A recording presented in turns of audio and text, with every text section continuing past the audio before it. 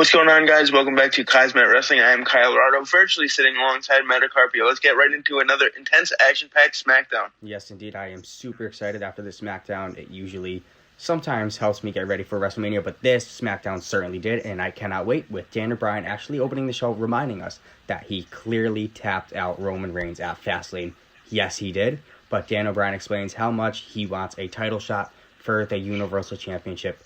Tonight, though, he takes a seat in the ring and says he will not move until he gets that title shot, with Pierce actually coming out, denying, with Daniel even saying he will face the winner of Edge versus Roman at WrestleMania, even if he has to do it on night 2 of WrestleMania or whenever. But Edge then makes his way down, saying that Daniel doesn't deserve anything, even calling him a bitch, as both men just brawl and Edge slams Daniel with a chair right to the hip to end this segment. Oh, these two went at it for sure. I love to see this to open the show. Both hot-headed superstars really wanting that title opportunity. We then see Roman Reigns backstage with his cousin, Jey Uso, and his special enforcer, Paul Heyman, telling Paul Heyman that he better get Adam Pearce here right away. He doesn't care what they have to do to get him here, even if force is needed, so Roman is not playing games. The leader of the Vision, Seth Rollins, and Shinsuke Nakamura face off in a rematch from Fastlane. Shinsuke actually almost finishes Seth off with a chokehold, but Seth powers out and hits a stomp, that devastating stomp, onto the King of Strong Style. For that upsetting win after the match, Seth beats down Shinsuke, just giving it to him, with Cesaro actually coming to Shinsuke's aid, attempting to swing Seth, but Seth escapes. Yeah, we then see Seth backstage having an interview with Kayla Braxton, telling Kayla that he will never be swung again, and then all of a sudden, Cesaro comes out of nowhere, slamming him into some backstage suitcases, it looked like, and putting him in a swing, as backstage officials had to break it up. Cesaro certainly looked like an animal here. It was a shit show, but I loved seeing it. Next up, we are set for some tag team action, as Apollo Crews and Otis and Gable were set to face Big E and the Street Profits. What a match, with all men actually trying to hit their finishers onto each other. Apollo was the one that could really finish it off, finishing off the IC champion with his finisher to lead his team to victory, making him look good. I do like seeing Apollo look strong. I am not going to disagree with that whatsoever. Yeah, Apollo really looking strong here, like you said, heading into WrestleMania. Certainly a strong statement here. The KO show is next, with Sami Zayn actually interrupting, saying he is sorry for halupa kicking Kevin Owens last week, but then saying that Logan Paul will be a part of his documentary next week on SmackDown. Man, I saw this on Twitter.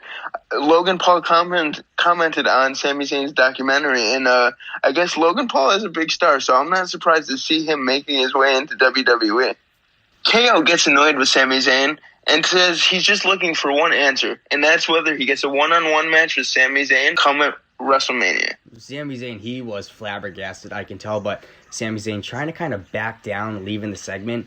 He does agree to the match as Kevin Owens just hits that devastating stunner onto Sami Zayn. Oh, what a perfect segment. Yeah, saying now that he has his answer, he can just kick his ass, and that's exactly what he did. Hell yeah. I still can't get over Logan Paul making his WWE debut. I'm a fan of Logan Paul, so I'm looking forward to seeing him next week on Friday Night SmackDown. Women's action is up next, with Bianca facing off against Natalya, with Tamina ringside cheering on Natalya. Mid-match, Sasha does come out to watch from the top of the ramp. Natalya in control for most of this match, with Bianca actually powering out, hitting Natalya with that kiss of death. That thing certainly never disappoints when it comes to finishing off an opponent. Yeah, after this match, Banks and Bianca really go after each other, tearing each other apart. Oh, man, with Bianca hitting her WrestleMania opponent with just that backstabber to stand tall. I do like every other week they are having at least Bianca or Sasha stand tall, so it's an even bout. Until WrestleMania, we are going to see who the real strong, tall woman is.